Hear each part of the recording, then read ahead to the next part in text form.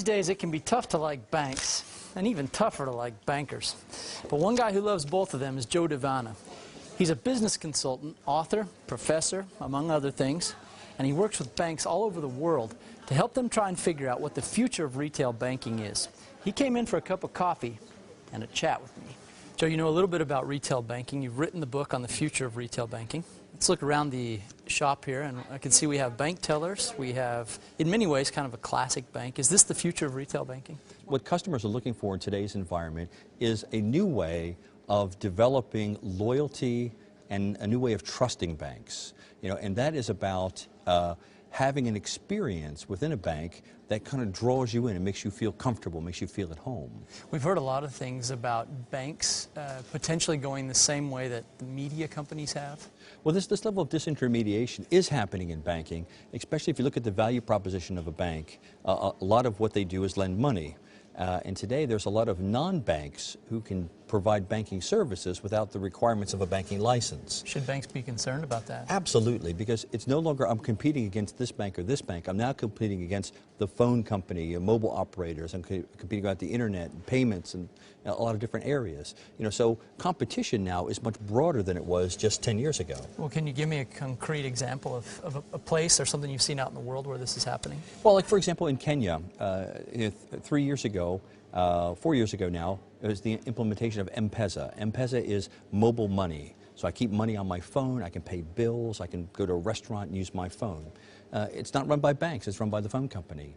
And in 3 short years, it went from 0 customers to 8 million, and now over 50% of all the transactions in the entire country go through this non-bank payment provider.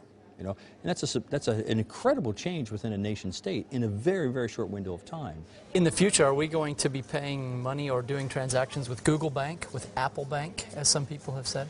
Banking is about who you trust. If you trust Google more than you trust, a big bank, then that's what you'll do. You'll go with Google.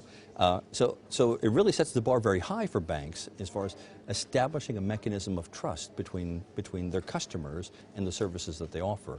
But I see these new forms of payments, new forms of banking are something that are emerging, and that banks, especially here in Europe, should adopt and be part of, instead of being an afterthought like we see in Africa right now. Most of the innovation in banking is happening in Africa and the Middle East, simply because banks in Europe stopped spending on projects during the crisis.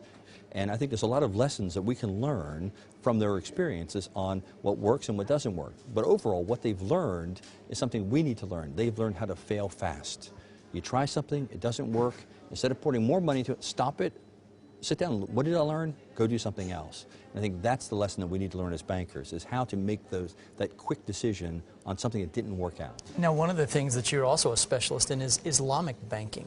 But you say that we have a lot to learn from Islamic banking. Yeah, in fact, Islamic banking is literally the banking model that existed in Europe, in Christian society, several hundred years ago. Same rules, but over the last few hundred years, we have learned to accept interest as part of our lifestyle. But if I look at Islamic banking, it's very simple to understand. I'm going to buy a house, for example. You're the bank, you provide 90% of the money, I provide 10% of the money. We look at the house, we figure out the fair market rental value of the house. Yes? I happen to own 10%, you own 90% of the house. So I'm renting the 90% of the house that I don't own. So there's no interest on the mortgage, it's just rent, and my payment, 10% of that payment goes to buy me more equity. So over 20 years, I own the house, So there's no interest involved, it's just renting the part of the house that you don't own. And if I lose my job? If you lose your job, what typically a bank will do is they'll sit down and look at your mortgage. Because it's a joint venture, they have as much to lose as you do if you default. So they'll say, okay, it's a 20-year note. We're 5 years into it, let's restructure the mortgage so that your payments are lower, so it makes it more affordable to you, and we stretch 5 years on the other end of it. So the last thing they want to do is to have you default or to foreclose on you, because they have as much to lose as you do. Whereas in conventional banking, all the risk is yours.